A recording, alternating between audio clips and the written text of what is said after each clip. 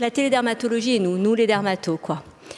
Alors, c'est quand même particulier parce qu'aujourd'hui, du coup, on est quand même au musée des moulages. Et puis, vous voyez, voilà, l'enseignement de la dermatologie s'est toujours fait sur ces images, sur ces moulages. Et aujourd'hui, finalement, on est dans le diagnostic sur photo, sur cette organisation nouvelle de la dermatologie. Et on voit bien que le caractère visuel de la dermatologie nous permet, finalement, de pouvoir, dans une certaine mesure, faire des diagnostics. Et vous voyez sur l'image de droite, justement, des applications qui existent où vous pouvez directement envoyer votre lésion à un dermatologue. Donc ça, c'est pas en France, hein, en mettant aussi votre numéro de carte de crédit. Enfin, en gros, la télédermatologie, c'est l'application dermatologique de la télémédecine étant l'acte de médecine à distance. Et donc, notre caractère visuel, comme l'atteste cette salle, rend assez possible cette pratique. Alors, comment on peut se placer quand on réfléchit télédermatologie? Est-ce que finalement, on est sur une innovation technologique? Est-ce que finalement, c'est parce qu'on a des smartphones, du réseau haut débit, qu'on peut faire de la télédermatologie? Est-ce que finalement, c'est une innovation de pratique? Et on va s'en rendre compte qu'effectivement, on est dans du diagnostic probabiliste et contextuel. Mais en vrai, ce qui peine aujourd'hui à nous faire intégrer la télédermatologie dans notre pratique quotidienne, c'est surtout l'organisation et c'est véritablement peut-être finalement une innovation organisationnelle, une manière de reconcevoir la manière dont on fait les choses.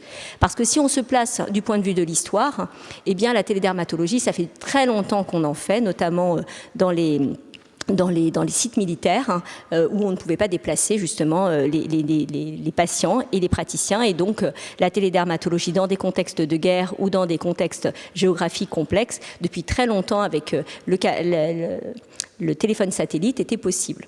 Et donc vous voyez, on passe du fax finalement au haut débit et derrière ça maintenant tout le monde a la 5G.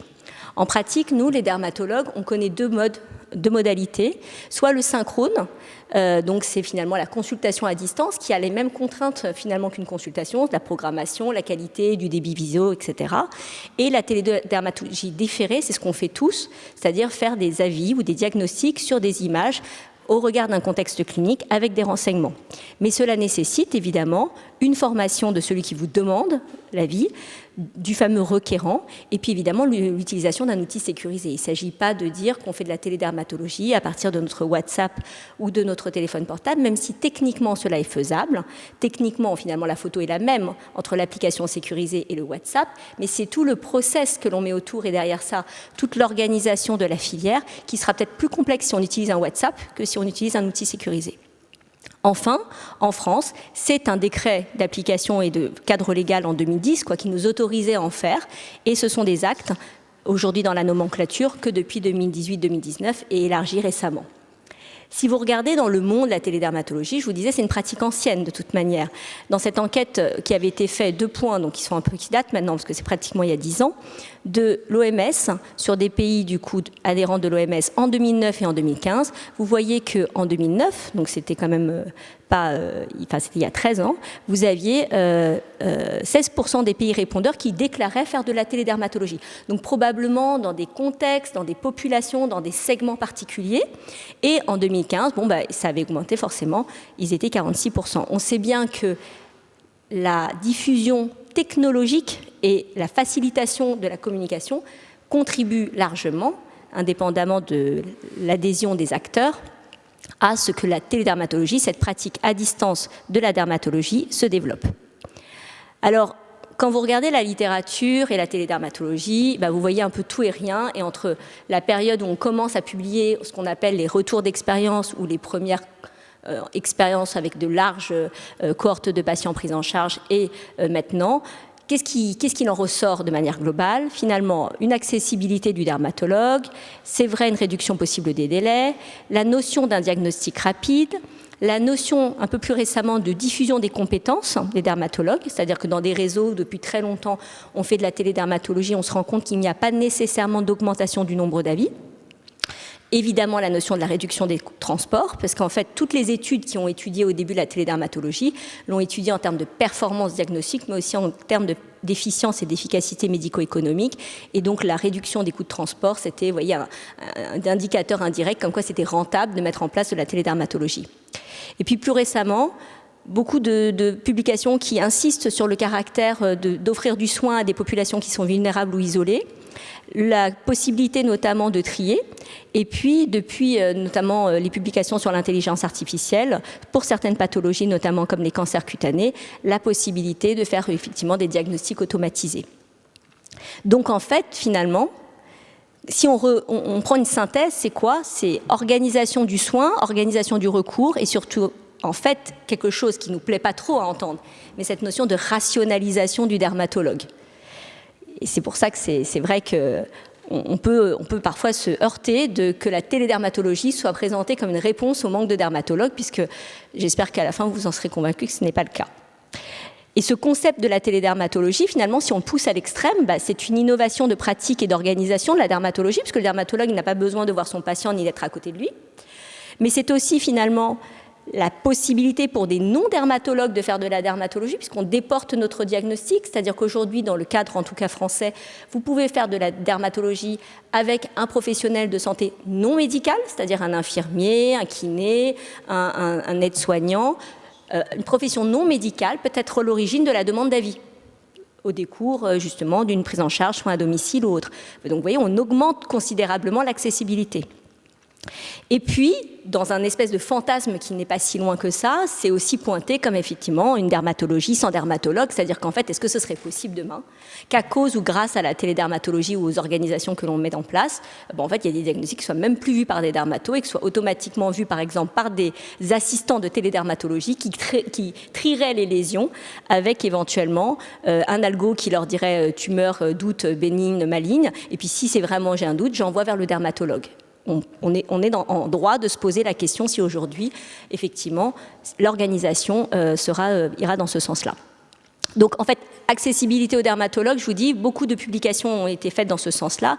Et vous voyez qu'aux États-Unis, eh bien, les médecins qui étaient adhérents à un programme de télédermatologie, je parle juste qu'ils étaient adhérents, c'est pas forcément qu'ils faisaient de la télédermatologie, ils avaient quand même 3 fois plus de chances finalement d'avoir des rendez-vous pour leurs patients chez des dermatologues que les médecins qui n'avaient pas de réseau de télédermatologie.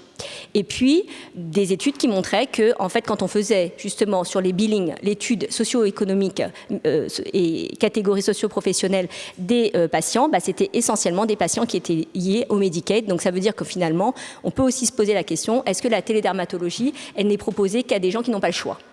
En fait, finalement, le patient qui a le choix, lui, va peut-être attendre ou alors chercher une consultation et pouvoir la payer. Celui qui n'a pas le choix, il est obligé de passer par le programme et effectivement, quand il est sous Medicaid ou Medicare avec le système des assurances, eh bien, il va pouvoir voir le dermatologue. Donc ensuite, il y a la question du tri. Est-ce que la télédermatologie est un bon outil de tri? Donc il y a des publications qui ont comparé notamment la performance du tri de la consultation conventionnelle avec la télédermatologie. Donc ça veut dire télexpertise versus consultation présentielle. Les diagnostics sont-ils les mêmes? Est-ce qu'on prendrait les mêmes décisions? Est-ce qu'on serait capable de programmer correctement le fait de revoir un patient ou de faire une biopsie? Et donc vous voyez que ce qu'on peut retenir, c'est que 60% des patients qui sont envoyés par téléexpertise, en tout cas dans cette étude-là, eh bien la concordance en fait de décision entre celui qui le voit et celui qui le voit sur photo à peu près correcte, y compris pour la biopsie, mais qu'en fait on arrive à en renvoyer à plus tard. Donc dans cette notion de la hiérarchisation des soins, de la notion d'urgence, alors ce qui ne règle pas le ressenti versus le réel, mais on voit qu'en tout cas efficacement ou possiblement on prendrait les mêmes décisions. qu'en vérité, ça pourrait éviter jusqu'à 21% de consultations présentielles. Alors vous allez me dire, qu'est-ce qu'on s'en fiche d'éviter des consultations présentielles? C'est vrai, c'est une question. Nous, on est dans un système de soins où on ne réfléchit pas comme ça. Maintenant, si on n'a pas assez de dermatologues, éviter des consultations présentielles, c'est aussi peut-être permettre à ceux qui sont en consultation présentielle de voir des cas un peu plus complexes ou plus graves. Enfin, vous voyez que lorsqu'on compare toujours ces groupes de médecins généralistes qui ont accès ou pas à la télédermatologue, eh bien, on voit que finalement, les patients évitent des consultations et les médecins sont formés. Et d'ailleurs, nous, on le voit dans nos programmes, qu'au bout de 5 ans, on a des courbes effectivement qui augmentent dans le nombre d'avis, mais qui plafonnent par utilisateur. Parce que celui qui vous a demandé 5 fois un avis, peut-être pour une prise en charge initiale d'un PRG ou d'un eczéma ou peut-être d'une éruption évocatrice de syphilis, la xème fois, il va s'arrêter, il va demander un peu plus loin sa demande. Alors, la télédermatologie, ce n'est pas que des diagnostics à distance. Encore une fois, moi, je répète toute la journée, y compris à nos internes, bon, bah, c'est bien, on fait des diagnostics, mais en fait, il faut voir les patients. Et il est hors de question, quelque part éthiquement, de se placer dans un concept où on ne fait que des diagnostics comme si on était une espèce de plateforme délocalisée, et on n'a aucune responsabilité et prise de responsabilité du patient. Et c'est vrai que la question de... Si on sait qu'il y a une filière, un réseau de soins, même si ce n'est pas nous qui voyons le patient, mais que ce réseau est organisé, c'est quand même pas pareil que de donner des diagnostics comme ça à des gens dont on a, entre guillemets, pas la prise en charge directe. Et donc, les facteurs qui sont liés ou pas au fait qu'on va convoquer les patients en consultation présentielle, c'est-à-dire le doute du télédermatologue face au diagnostic, bah, vous voyez que si le patient il a été vu en présélection en téléconsultation, bah, ça diminue le fait qu'on va faire des consultations présentielles sur photo, après photo, je veux dire. Si les images sont de bonne qualité, mais ça semble trivial, si le contexte est de bonne qualité, si la télédermatoscopie, qui est quand même du coup aujourd'hui le meilleur diagnostic sur une lésion pigmentée que la photo seule, et s'il y a l'organisation et une infrastructure mise en place, eh bien évidemment, du coup on réduira effectivement, efficacement, grâce à la mise en place de la télédermatologie, les demandes de consultation présentielle post-télédermatologie. Voilà, ça c'est les facteurs en gros de mise en route. Ce qui veut dire que quand vous parlez à des gens que vous ne connaissez pas sur des SMS parce qu'on vous a transmis votre téléphone portable, etc., ben forcément vous serez moins à l'aise, peut-être que vous aurez plus tendance à convoquer, peut-être que vous direz ah bah, je sais pas, bah voilà. Et nous, en fait, éthiquement, celui qui donne l'avis, en tout cas, il a une responsabilité éthique. Moi, ça m'embête des fois quand je vois maintenant des diagnostics et c'est véritablement des cancers cutanés, bah, je suis embêtée parce que si je ne peux pas le faire venir à Paris ou à Boulogne, comment je fais? Donc il faut vraiment, l'étape d'après, par exemple, pour moi, c'est d'aller trouver des correspondants un peu partout. Si vraiment, c'est ma posture que de vouloir faire des avis comme une plateforme, parce que sinon, c'est pas éthique, finalement. Alors la limite pour les acteurs, on en a déjà beaucoup parlé, le caractère chronophage, tout le monde dit c'est une procédure en plus, donc celui qui demande il n'est pas très content parce qu'éventuellement ça lui fait perdre du temps, il doit remplir des formulaires, faire des photos, etc. Et le dermatologue, bah, vous voyez bien, il y a un manque de confiance ou de fiabilité dans la procédure, il y a le financement et il y a le risque légal. Pour la petite histoire, en France, le requérant est payé et vous êtes payé. Donc, quelque part, on écrase un peu cette notion de contrainte, on va dire médico-administrative, par le fait qu'on paye en fait, chaque partie, en tout cas celui qui demande. Si c'est du temps en plus pour lui, aujourd'hui, ce temps en plus de sa consultation est rémunéré. Alors, j'avais trouvé ce graphique assez marrant parce qu'il montrait que bah, c'est pas simple, quoi. Vous voyez, c'est pas simple du tout. Ça, c'est le workflow de la téléexpertise. En fait, alors là, ils ont fait ça sur 180 téléexpertises, téléconsultations. C'est un process américain. Et donc, ils vous listent toutes les étapes, vous voyez, entre le moment où il y a une demande qui est générée, le moment où il y a l'avis qui est rendu. Et en fait, en gris, là, c'est... comment on fait le pointeur ? Je vais faire à la main, c'est ça le dermatologue. Tout le reste, c'est la gestion administrative. Donc la décision, l'avis, c'est le point gris.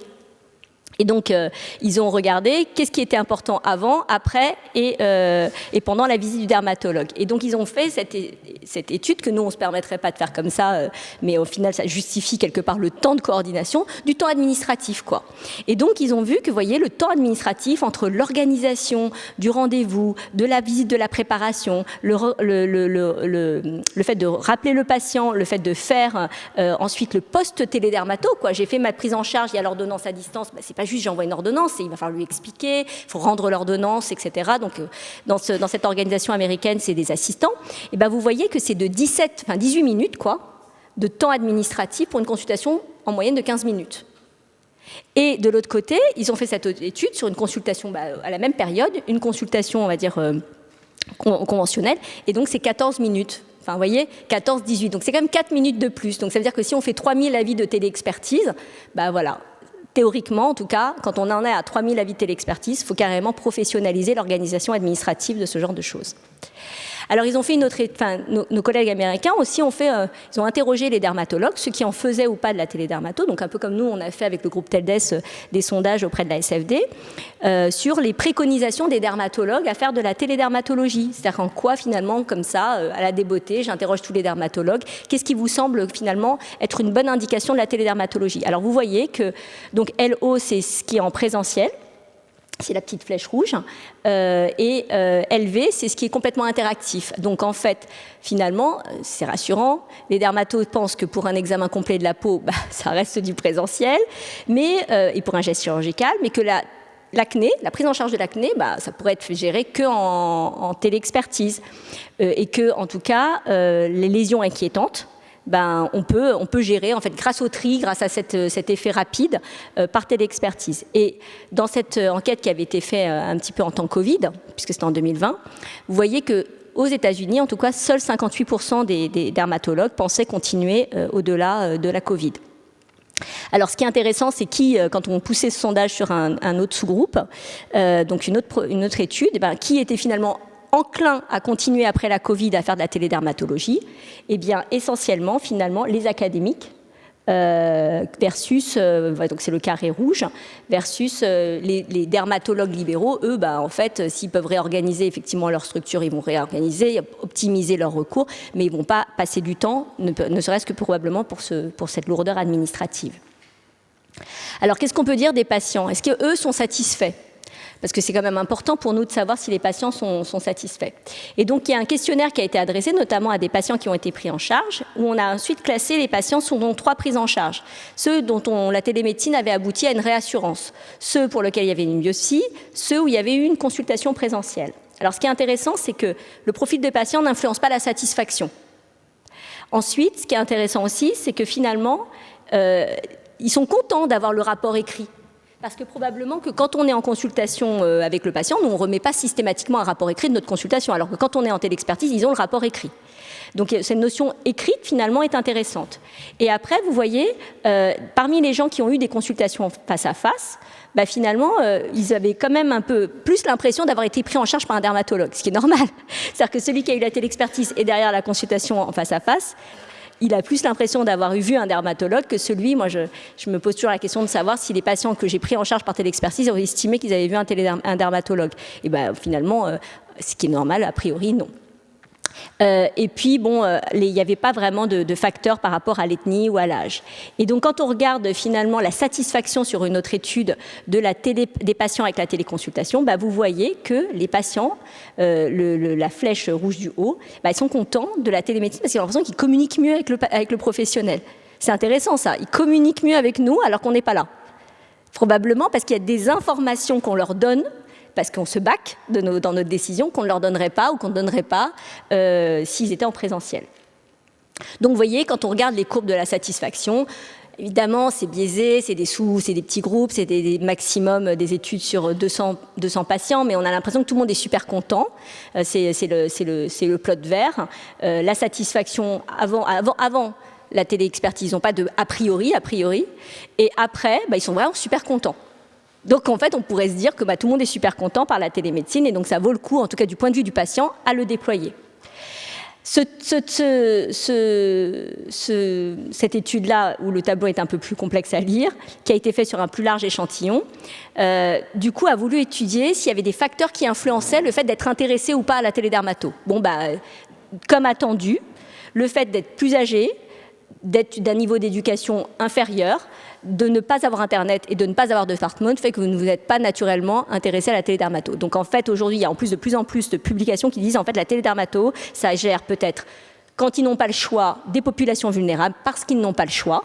Mais pour ceux qui, entre guillemets, choisissent cette option, c'est finalement le cas de SUP avec la bobologie et voilà, digital native et très à l'aise. Et quand on regarde les sujets par rapport à justement les facteurs qui pourraient ou pas influencer l'utilisation en fait, de la télédermatologie en période Covid, donc c'est une étude qui avait été faite avant et après Covid, eh bien on voyait que pour garder la télédermatologie, le facteur c'était finalement la distanciation sociale et puis surtout le délai rapide de rendez-vous. En vrai, on le voit tous les jours. Moi, quand je vois des choses qui ne sont pas graves par télédermatologie, je vais donner un recours, mais je suis plus, entre guillemets, je ne vais pas dire recours à 6 mois. Vous voyez ce que je veux dire? Je vais dire, il peut prendre un rendez-vous recours à 4, 5 mois, mais 4 mois. Mais je ne vais pas lui dire, dans 6 mois, prenez un rendez-vous avec un dermatologue. Ça n'a pas de sens, en fait, en soi-même. Donc, forcément, ça aboutit indirectement à ce qu'on voit plus vite les patients. Alors, il faut quand même faire une mise en garde. Ce sont des diagnostics probabilistes. C'est dépendant de la qualité des informations, on l'a dit, de la formation des requérants. Et surtout, en fait, il faut vraiment, et ça c'est pour les télédermatologues que je le dis, lutter contre le côté diagnostic en un clic. C'est rapide, c'est facile, il est là. Je fais le truc le plus rapide, quoi. Je me donne pas le mal de savoir ou de voir le contexte. Et c'est bien pour ça qu'il faut insister sur le fait qu'on ne peut pas faire de la télédermatologie si on n'a pas dans notre tête à la fois cette espèce de checklist qualitative. Est-ce que pour prendre ma décision, j'ai bien tous les éléments? Et puis de l'autre côté, si je ne peux pas faire la décision, comment il va être pris en charge mon patient, quoi? Vous voyez? Et c'est bien là où on pointe que c'est sans doute quand même, indépendamment de l'éthique, pas très bien qualitativement que de faire des diagnostics sans voir des patients. Et donc, nos collègues américains, vous voyez, ils ont fait une skin checklist pour justement, finalement, un peu comme le dermatologue qui voudrait se mettre à faire de la télédermatologie, c'est quoi les facteurs que vous devez prendre en compte? Et bien, vous voyez que ça va de la préparation, de la manière dont vous allez faire la vie, votre environnement, la lumière, etc., les connaissances, l'implémentation et surtout, toujours penser à c'est quoi le truc d'après et c'est pas juste le diagnostic de tout de suite. Alors donc dans ce contexte, quelle télédermatologie sans dermatologue, hein, clairement, ça ne va pas être une résolution de notre problème démographique que de faire de la télédermatologie. On voit qu'en France, pendant la Covid, avant Covid, peu de dermatologues faisaient de la télédermatologie et surtout ils faisaient de la téléexpertise de manière non conventionnelle. Post-Covid, ils étaient plutôt à publiciter la téléconsultation et en majorité, ils avaient démarré pendant la crise. Et surtout, en fait, vous voyez que quand ils voulaient la poursuivre, en 2020 en tout cas, ils l'envisageaient comme un renouvellement de traitement, le suivi de certaines pathologies chroniques et la réorganisation de leurs activités. Alors nous, on a réalisé avec une sociologue et un professeur en sociologie, une étude justement sur les usages de la télémédecine et l'étude du développement ou non du usage du numérique dans notre population de dermatologues français. Et notamment sur 3 dimensions. Quel est l'effort que l'on fait pour transposer les pratiques médicales? Quels sont les usages et les variations selon les contextes? Comment on s'approprie finalement, nous tous, la télédermatologie? Et c'est quoi les effets de ces usages sur notre pratique professionnelle? Organisation des soins, relations thérapeutiques, la notion de réflexivité. Moi, j'insiste beaucoup, quand on parle de la télédermatologie, sur le fait qu'on a une réflexivité. Et si on ne voit pas les patients, on n'a pas de réflexivité. Si en fait on fait que des diagnostics et on ne sait jamais si on s'est planté, on ne saura jamais qu'on s'est planté, donc on n'apprendra pas de nos erreurs. Or, aujourd'hui, la télédermatologie, plus on en fait, plus on est à l'aise, parce qu'on s'est trompé, parce qu'on a parfois pris des mauvaises décisions. Et d'un autre côté, si on n'a pas cette réflexivité, on ne peut pas progresser, y compris sur son analyse de cas. Donc on a fait une démarche d'études en fait qualitatives fondées sur des entretiens semi-directifs. Donc on a fait 41 entretiens avec 7 dermatologues. Alors évidemment on est parti dans une phase où on a pris les dermatologues qui étaient dans des réseaux de télédermatologie structurés à l'hôpital. Puis on a diffusé vers ceux qui faisaient ça aussi en ville. Et puis dans une 3e phase, on voulait faire cette étude aussi vis-à-vis des patients. Donc que nous dit notre étude? C'est assez dispersé. Sur notre échantillonnage, on a, vous voyez, majoritairement des femmes, et puis c'est vrai, des gens qui sont finalement en milieu de carrière ou en début de carrière, majoritairement. Ce qui est intéressant, c'est que vous avez, alors ça, l'étude TELDES l'avait montré, la télédermatologie est beaucoup utilisée par les dermatologues libéraux, en vrai. Parce que cette étude, on l'a commencée en 2021, donc on avait commencé notre échantillonnage en 2020, à peu près au moment du Covid. Donc, conditions d'exercice, 19 hospitaliers, 22 libéraux. Et puis les établissements. Alors qu'est-ce qu'on retient? Quelques petites phrases un peu pour vous illustrer ça. C'est la notion de visible et d'invisible sur la télédermatologie. La dermatologie, c'est une spécialité visible. Vous voyez, un dermatologue qui dit sur la dermatologie, la spécificité, c'est justement la possibilité de faire un diagnostic, une prise en charge très visuelle, très clinique, antinomique, très visuelle, très clinique. On voit le patient, on fait un diagnostic, ce qui permet effectivement parfois des consultations et des avis à distance simplement sur une photo. Autre point, l'observation visuelle joue un rôle primordial dans l'expérience d'avoir vu des pathologies et donc connaître, parce qu'il a vu une fois les types de pathologies pour savoir les reconnaître. Enfin, ce n'est pas notre interrogatoire, donc c'est quelque chose de très important à savoir. Donc il y a le visible et il y a l'invisible qu'il faut toujours avoir en tête. Il y a ce biais parce que c'est comment le médecin a analysé le contexte et nous le retransmet, cette demande d'avis en plus. C'est un diagnostic sur photo, donc on n'a pas les éléments lésionnels, on ne peut pas palper les lésions, on ne peut pas examiner le patient en totalité. Parfois, il nous envoie des photos de son bras et il nous dit après qu'il y a des lésions du dos et des jambes, mais on n'a pas accès aux photos. Donc là, c'est la notion d'invisible. C'est-à-dire que moi, ma décision, je ne vais pas la prendre sur le bras. Je vais la prendre sur le bras, le dos et le contexte. Et alors, c'est drôle, celui qui donne l'avis, donc moi, le télédermatologue, il se met délibérément avec cette notion d'optimisation de son temps, forcément, dans une position qui est « je réponds à la question qu'on m'a posée ». Or, on sait qu'en médecine, ce n'est pas toujours la question à laquelle on a posé, auquel on répond quand on voit le patient, mais là, en fait, en vrai, c'est ça. On vous pose une question, c'est grave, c'est pas grave. Donc, quand on vous demande un avis, on vous pose la question, eh bien, est-ce que vous allez répondre à la question? C'est ça que vous vous dites, oui, non. Est-ce que c'est grave? Pas grave. Est-ce que vous irez chercher l'information supplémentaire? Et au fait, quand est-ce que c'est la dernière fois qu'on vous a fait un contrôle de vos grains de beauté? Vous voyez, en fait, il y a l'invisible, il y a le visible. La photo, c'est le visible. On est tous d'accord pour dire que la photo, ça aide. Mais l'invisible, finalement, c'est ce qui nous permet de faire des diagnostics et il faut qu'on l'ait en arrière-pensée. Enfin, quand on prend la deuxième notion qui sort, la probabilité et la réorganisation, tout le monde insiste sur le fait qu'en fait, un télédermatologue, c'est quelqu'un qui accepte de se tromper. Et ce qui ressort finalement de tous ces entretiens, d'ailleurs, c'est que la plupart de télédermatologues disent quand même, en fait, pour faire de la télédermatologie, il faut un peu avoir les nerfs solides, quoi, de temps en temps, parce qu'en fait, on dit des trucs. Et d'ailleurs, quand on revoit des fois des décisions qu'on a prises, on se dit, bah dis donc, j'ai été un petit peu peut-être hussard, mais voilà. Et donc, du coup, vous voyez cette notion de, c'est une analyse sur photo, une question posée, une tumeur, pas une tumeur, qu'est-ce que tu fais? Et en fait, il faut être capable, vous voyez, dans votre prise en charge, de vous extraire de ça. Ce n'est pas qu'une question posée, c'est une prise en charge globale. Et les télédermatologues, ce qu'ils disent, voilà un dermatologue libéral qui dit bah, « moi, j'aime beaucoup la chirurgie, c'est faire de la dermatologie instrumentale. » Donc en fait, faire de la téléexpertise, entre guillemets, je recrute beaucoup plus de chirurgie dermatologique et de lésions à enlever. Quand quelqu'un me téléphone, la secrétaire ne va pas savoir si c'est chirurgical, même si j'ai demandé de prioriser la lésion suspecte, alors que là, par la téléexpertise, il sait qu'a priori, c'est une lésion qu'il va devoir enlever. Et donc voilà quelqu'un qui, en libéral, décide de mettre en place la téléexpertise pour réorganiser, pour, entre guillemets, faire ce qu'il aime, quoi. Et puis, vous avez cette réponse d'une professeure en dermatologie qui vous dit ce qui est complexe, c'est quand même qu'on vous sollicite vous, quoi, parce qu'il y a un problème. Donc, en gros, vous êtes censé résoudre le problème. Et donc, on vient vous chercher parce qu'on ne sait pas. Donc, on demande de trouver des pannes, des solutions à des situations qui, par définition, sont forcément compliquées. Et donc, qu'est-ce qu'on peut dire? On peut dire qu'effectivement, la plupart du temps, la question est de savoir est-ce que finalement, la télédermato permet d'attendre une vraie consultation et de ne pas la remplacer. Même si tout le début de l'exposé, je vous ai montré que c'est vrai que ça peut remplacer des consultations, eh bien en vrai, la question c'est est-ce que ça fait attendre finalement, et c'est ce qui nous ressort nous de cette étude. Donc voilà, des pistes qu'on analyse actuellement, une typologie des usages, est-ce que c'est lié finalement au profil des dermatologues, des logiques territoriales, vraiment, ce que je vous disais. On peut rendre service au département d'à côté, mais si on n'a pas la filière du présentiel, on est quand même bien emmerdé. Et on est quand même très gêné éthiquement, même après personnellement, c'est-à-dire qu'on pourrait très bien se dire c'est pas trop mon problème, moi je fais finalement des avis, je rends service, j'ai dit le diagnostic au médecin traitant qui se débrouille, ou le patient qui se débrouille. Moi qui fais de la télédermatologie aujourd'hui tous les jours, déjà j'aimerais bien être sûre que quand je donne la décision au médecin traitant, elle soit rebasculée au patient, vous voyez, que derrière ça, le patient il a bien compris ce qui se passe, et que quand je dis un rendez-vous à 6 semaines, est-ce que le rendez-vous il a vraiment été pris? Et donc plus j'avance dans la télédermatologie, plus je me dis que si je vais être à la hauteur de ce que j'aimerais fournir, si je dois m'exprimer ainsi, comme service ou service rendu médical, il faut quand même à un moment donné que je me pose des questions un peu plus loin que simplement de faire un diagnostic et rendre service aux voisins.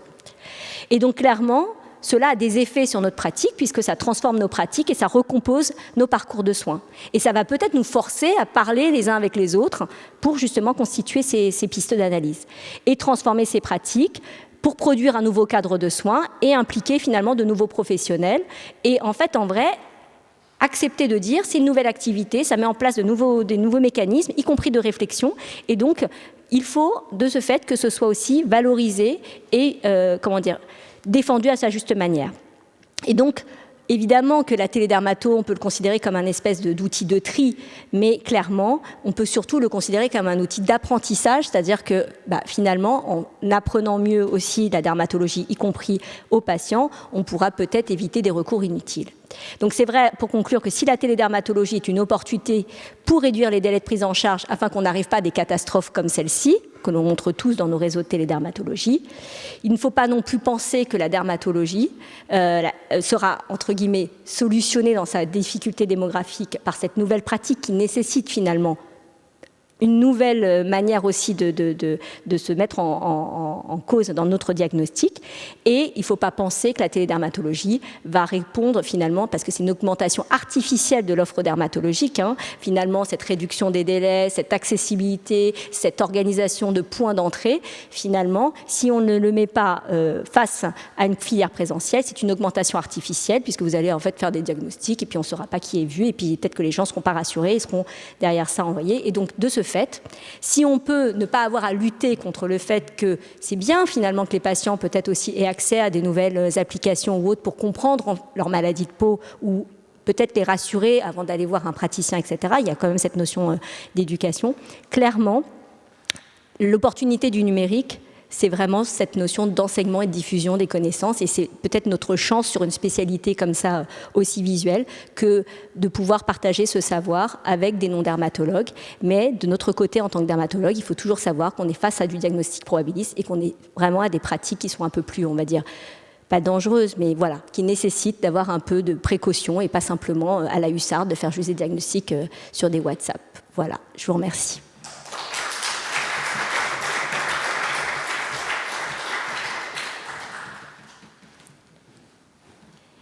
Je ne sais pas si vous avez forcément tous un peu une activité informelle ou formelle de la télédermatologie. Moi, j'ai en mémoire, souvent on me dit, Tuan, maintenant, est-ce que tu pourrais imaginer demander à des professeurs retraités de faire de la télédermatologie? Et donc je leur dis, bah oui, c'est vrai, le professeur, il a de l'expérience, il est retraité, il a du temps, peut-être qu'il accepterait de participer à mon réseau de télédermatologie. Mais si le professeur, il n'est pas à l'aise sur la télédermatologie, en fait, et qu'il me fait 25% de convocation en présentiel, ça ne m'arrange pas mon activité de télédermatologue. Donc il y a une notion, forcément, il faut que le professeur soit à l'aise, mais aussi, en fait, que le dermatologue plus âgé soit retraité soit à l'aise, mais que, en fait, il accepte de se tromper un certain nombre de fois.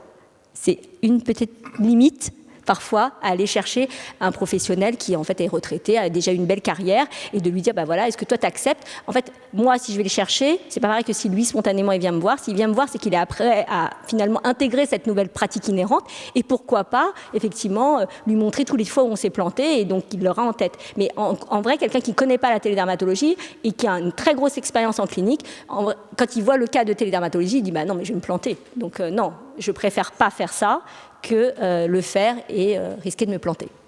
En fait, il y a deux pratiques qui sont très différentes dans la télédermatologie. Il y a la téléexpertise et puis il y a la téléconsultation. Et donc, nous, par exemple, à Brest, la téléexpertise a une activité exponentielle, ça n'arrête pas de monter, mais très très vite, à la grande satisfaction des patients, des requérants et de nous, mais pas de celle des secrétaires, qui n'en peuvent plus. Et puis il y a la téléconsultation. Alors ça, au contraire, on aime beaucoup moins. D'une part parce que la qualité des images est très mauvaise en réalité. D'autre part parce que dans la téléconsultation, cette fois-ci, il y a le patient. Et donc il y a la relation médecin-patient qui est quand même réduite à peu de choses dans ce cadre-là, même si il faut bien reconnaître que finalement, à ce moment-là, on va chez les patients. Et quand on va chez les patients, souvent, ils sont un peu plus à l'aise que dans un cabinet de consultation. Et puis aussi, ça permet de voir quel est leur environnement. On a un œil indiscret, on voit beaucoup de choses autres que la peau dans une téléconsultation. Oui, c'est vrai. Mais d'ailleurs, le législateur, finalement, n'était pas si bête que ça, parce qu'au tout début, dans le cadre législatif remboursé, il n'autorisait le remboursement de la téléconsultation que si le patient était déjà connu par son praticien, justement pour casser cet effet de on ne connaît pas forcément celui à qui on s'adresse. Et aujourd'hui, véritablement, finalement, avec la Covid, c'est élargi à tout le monde. Donc, en fait, le problème, c'est qu'on peut faire de la téléconsultation même avec des praticiens qu'on ne connaît pas, des médecins généralistes, des neurologues, de tout ça, etc. Et ce qu'on assiste, finalement, dans l'utilisation de la téléconsultation qui a explosé, c'est véritablement, finalement, le paiement à l'acte des choses qu'on faisait par téléphone. Parfois, je récupère l'INR, je vérifie juste que, au fait, le traitement que je vous ai donné ne vous a pas donné la cytolyse. Et là, maintenant, on le facture alors qu'avant, c'était gratuit, quoi. Donc, c'est pour ça que du point de vue médical, parfois certains médecins sont très contents parce qu'ils disent bah voilà, au moins j'ai rentabilisé ce temps que je passais. Mais sur le point diagnostic, tout le monde s'accorde à dire que voilà, la diagnostic de la douleur abdominale par téléconsultation avec le médecin généraliste sur CARE, si voilà, soit il est frileux, il va dire allez aux urgences, soit il va vous dire peut-être que ça pourrait être juste une gastro, peut-être ça peut être une grossesse extra-utérine. Enfin, il y a des cas où quand même moi j'ai des internes avec qui j'avais travaillé sur la téléconsultation, où ils dit au début on se dit c'est de la bobologie, on peut traiter, et puis le jour où on tombe sur la première grossesse extra-utérine et qu'on s'est dit qu'on l'a envoyé aux urgences, on se demande demande qu'est-ce qui a fait que celui-là, on l'a envoyé aux urgences, et comme on n'est pas capable de répondre, on se dit que c'est beaucoup plus difficile que l'on pense. Et on en revient finalement à l'utilisation administrative ou au renouvellement de patients qu'on connaît. Merci Tuan, c'était vraiment un superbe topo. Enfin, on en a déjà maintes fois parlé, mais là tu fais une bonne synthèse. Je voulais juste faire quelques petits commentaires flash. Le premier, c'est qu'il faut que nous, dermatologues, on s'approprie et qu'on investigue l'outil. Donc l'outil, il est multiple, tu l'as bien montré. Il y a énormément de choses à en faire. La disponibilité de l'outil ne garantit pas qu'il soit pertinent, tu l'as abordé, et donc ça, c'est notre boulot à nous. Il y a une volonté institutionnelle et même une volonté de santé publique au sens large qu'on travaille là-dessus. Moi, l'exemple que je cite et que tu connais parfaitement bien, j'ai obtenu en un quart d'heure un poste de chef de clinique santé numérique, qui est dermatologue et qui va travailler pour documenter ce que tu as appelé la recomposition des parcours de soins. Est-ce qu'on est pertinent? Est-ce qu'on rend service aux gens? Est-ce qu'on rend service aux collègues? Est-ce qu'on nous rend service à nous-mêmes? Donc ça, c'est extrêmement pertinent. Il faut profiter de cette fenêtre, et on a une spécialité qui le permet. Il faut profiter de cette fenêtre. Elle va se refermer assez rapidement, et il faut qu'on investigue tout ça de façon vraiment coordonnée, car il y a beaucoup d'enseignements à en tirer. Le deuxième point, il concerne ce que tu as appelé l'enseignement. Alors, c'est clair que nos requérants progressent au fur et à mesure qu'ils soumettent. Ça, c'était bien connu. Quand je vais au Mali, enfin quand j'y allais, parce que là, en ce moment, c'est un peu compliqué, nos collègues maliens, ils avaient bien compris que les officiers de santé à qui ils répondaient, ils progressaient très, très rapidement en matière de diagnostic dermatologique. Et là où je veux en venir, c'est que moi, je pense, et peut-être que d'autres ont également cette expérience, que c'est un outil d'apprentissage pour nos internes lorsqu'ils découvrent la spécialité qui est absolument excellent. Nous, on a une astreinte de téléexpertise, chacun son tour dans le service, et le soir, on s'envoie les 15, 20, 25, 30 avis de téléexpertise. L'interne est ravi de voir comment on raisonne en termes d'analyse des lésions élémentaires et, dans un second temps, de contextualisation. Et c'est même devenu un rendez-vous tellement incontournable que même l'interne qui n'est pas d'astreinte d'avis, il vient voir comment on va réfléchir. Mais même donc là, il y a un outil pédagogique qui est considérable. Là encore, il faut absolument qu'on s'en saisisse. Oui. Ce que tu dis, c'est vrai, c'est cette notion de revue des cas, en fait, et comment est-ce que vous avez abouti à telle réflexion, tel diagnostic, sur quel argumentaire, sur le peu d'informations, etc. Et moi, j'avais effectivement, dans les retours des internes, certains internes qui me disaient, moi, je regarde finalement tous les avis que vous avez rendus, parce que j'aime bien savoir comment vous avez réfléchi. Et inversement, nous, en fait, quand on seniorisait les avis, on regardait systématiquement les décisions, on les récupérait parfois, sans forcément, mais c'était intéressant de voir qu'est-ce qui était passé par. Et c'est vraiment pour ça aussi que quand je dis il faut apprendre à ne pas réfléchir en shortcut, c'est-à-dire c'est juste qu'un zona ou une varicelle, ou voilà, que c'est indispensable en fait de donner cette notion que y a des trucs bien plus compliqués derrière, mais si tu n'y as jamais pensé, bien sûr le plus fréquent est le plus fréquent, mais tu feras le péché en tout cas d'avoir été au plus facile, quoi. Et je dois dire que même moi, en qualité d'enseignant, au début, quand j'ai commencé à faire de la téléexpertise il y a plusieurs années, c'était 50% de KS et ça me faisait chier, quoi. Maintenant, c'est plus du tout le cas. On a de la très belle dermatologie qui arrive, de la dermato aiguë, ou de la dermatologie rare et complexe, et franchement, c'est un exercice qui est vraiment satisfaisant. Et puis deux petits points, alors là pour le coup c'est des teasers. Donc on a soumis ce matin aux annales un travail que nous pensons être intéressant, qui est la pertinence des avis rendus par notre IPA. Oui. Est-ce que ces avis sont concordants avec ceux des dermatos du service? Et donc, attention teaser, roulement de tambour, la réponse est oui. Bernard, si tu ne nous prends pas ça, il y aura un problème. Et puis, par contre, beaucoup plus inquiétant, donc c'est Edmond Desmoulins, notre chef de clinique de santé digitale et dermato, qui a soumis il y a quelques semaines un papier qui a évalué à 2 ans de distance la concordance des avis rendus par des dermatologues expérimentés en téléexpertise, et on rend pas les mêmes avis d'une fois sur l'autre, et ça, c'est quand même extrêmement préoccupant. Donc, mais ça montre bien que cette réflexion en termes de type de plateforme, à partir du moment où on n'a même pas un diagnostic unique rendu, alors ça, nous on l'avait étudié sur les tumeurs, on s'était dit, on n'a pas le même diagnostic de tumeur, mais si on a la même prise en charge de biopsie, ça va, quoi. Eh ben, c'est même pas le cas. Ah bon, alors ça c'est gênant. Mais tu meurs noir en fait. Mais c'est vrai. Non, mais c'est des points, de toute manière, il faudrait c'est des points creuser, qui... mais probablement que tu ne rends pas le même avis le lundi à 8h30 et le vendredi à 19h30. Ah bah, ce qui est clair, c'est que tu ne rends pas le même avis sur le quai du métro que assis calmement devant ton ordinateur à regarder les choses, à te dire que tu réfléchis un peu et que tu n'es pas sur le quai du métro. Et c'est aussi ça, c'est pour ça qu'il faut lutter contre, même si c'est très utile, le snap à vie, parce qu'en vrai, la décision, on ne s'engage pas de la même manière. Et ça, pour le coup, on le montre que quand on l'écrit, la notion d'écrit, de la réponse écrite, tout le monde prend plus de pincettes, en fait, et moins catégorique dans sa manière de répondre. Moi, surtout, je revois des avis que j'ai donnés il y a quelques années, quand on fait nos études rétrospectives, et je me dis, mais comment j'ai fait ce diagnostic? Je ne sais même pas. Et c'est ça qui m'inquiète. Oui. Mais là, c'est la réflexivité, tu l'as direct. Et c'est ça qui peut être le caractère le plus puissant de la télédermatologie, c'est justement, en termes d'enseignement, la réflexivité immédiate. C'est-à-dire que pour le coup, dans un moment où on veut toujours avoir la réponse tout de suite, on a la réponse tout de suite, quand on se plante, on l'a aussi rapidement. Mais il faut savoir chercher qu'on s'est planté. Si on ne veut pas voir, on ne verra pas. Et c'est aussi ça le message pour les internes. Et alors, qu'est-ce que tu penses de l'arrivée de l'intelligence artificielle, en particulier du point de vue du diagnostic, et sa place en télédermatologie?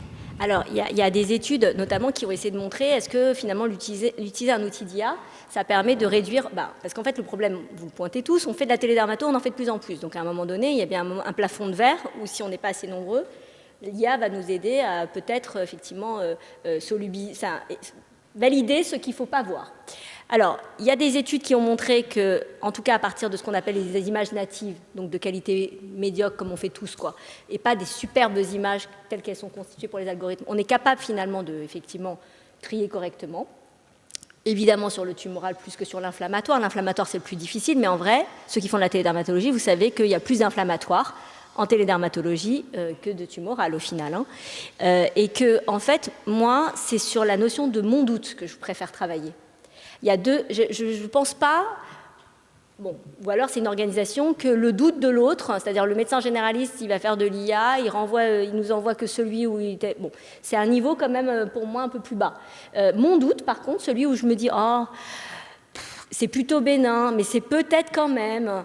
je vais le voir parce que voilà, quoi, c'est quand même mieux de le voir, mais je vais peut-être le mettre un peu plus loin. Peut-être que sur ça, je vais gagner du doute, et donc comme je vais gagner en performance de mon diagnostic grâce à l'IA, je convoquerai moins, et du coup, quelque part, je n'appellerai pas la KS, parce que là, on n'en a pas discuté, mais tout ce qu'on dit en présentiel, c'est que derrière ça, vous savez bien que si vous avez un doute, vous allez biopsier, blablabla, etc. Vous ne faites pas juste le doute, finalement, une fois sur deux, le doute, vous allez dire il n'y a rien, mais la deuxième fois, vous allez biopsier. Donc c'est quand même encore des actes en plus. Donc encore une fois, si tout est virtuel, à un moment donné, il y a quand même des actes réels qui doivent être faits par des humains, quoi. Donc l'IA, moi, je l'utiliserais plutôt dans cette perspective-là. Peut-être dans la perspective aussi, on travaille pas mal sur ce point-là, sur l'infirmier de tri. C'est-à-dire, lui, l'infirmier, il a des demandes de consultation. Et pour améliorer la qualité de sa demande, effectivement, il peut peut-être faire passer la photo qui va lui qualifier. Mais pas, je pense qu'on n'est pas ni nous, ni l'outil, ni nous en termes de maturité.